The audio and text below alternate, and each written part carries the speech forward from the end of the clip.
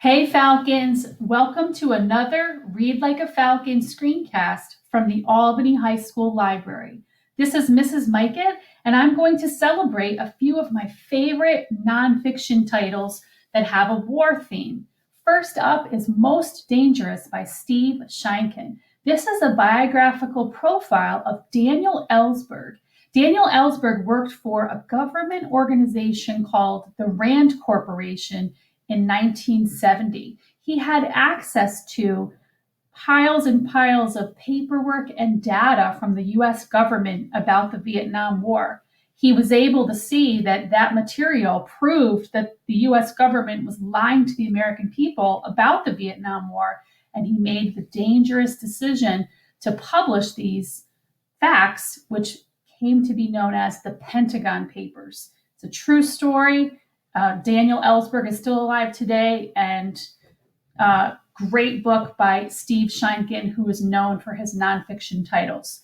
Next up is A Long Way Gone, Memoirs of a Boy Soldier by Ismail Beyah.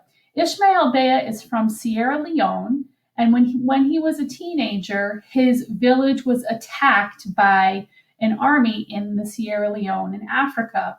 His family was killed, and he was abducted into this army to fight this civil war.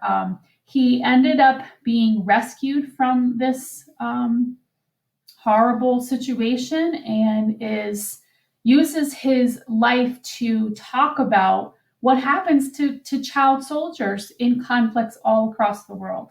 So that is a compelling look at life as a child soldier today.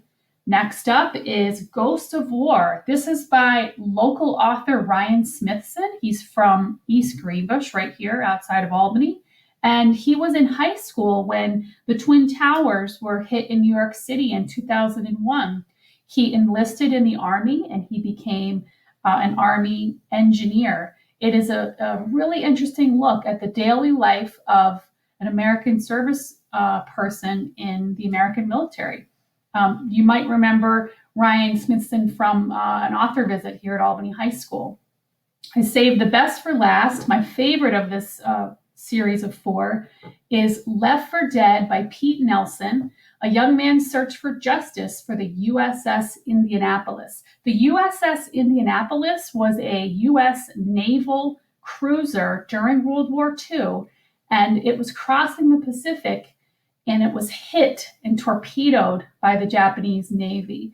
The boat exploded and sank, spilled its tanker fuel all over, and 1,000 sailors were pitched into the icy sea. The Navy did not know that they had been hit, and the sailors were exposed. Some couldn't swim, and there was a feeding frenzy of sharks that attacked fatally many of the floating sailors. They were eventually rescued, and if you've ever seen the movie Jaws, there's a reference to this ship that sank during World War II. So that's my 4 favorite titles, my favorite nonfiction war-themed titles. Stay tuned for more screencasts, and thanks for watching.